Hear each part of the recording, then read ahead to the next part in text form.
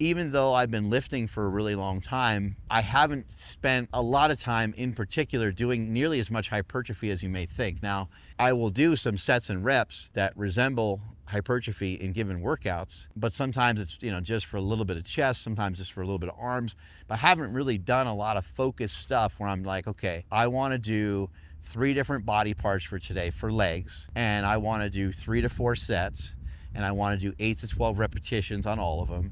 I don't do stuff like that, and the reason why I don't do stuff like that, and part of the reason why I have chose not to really do that much stuff like that in general, even when I was powerlifting, is because I don't like dealing with that amount of soreness. And I don't like dealing with that amount of stiffness. So even when I was powerlifting, yes, I would do some hypertrophy stuff, but it wasn't enough hypertrophy to really induce a big bang on any one particular area, except for occasionally. There would be an occasion where I was like, oh, I want to bring up my triceps a little bit. There would be an occasion where I was like, oh, I want to bring up my biceps a little bit. Occasionally, I would do a little bit of stuff like that. But for strength gains, it wasn't always necessary to always be going down that path of hypertrophy.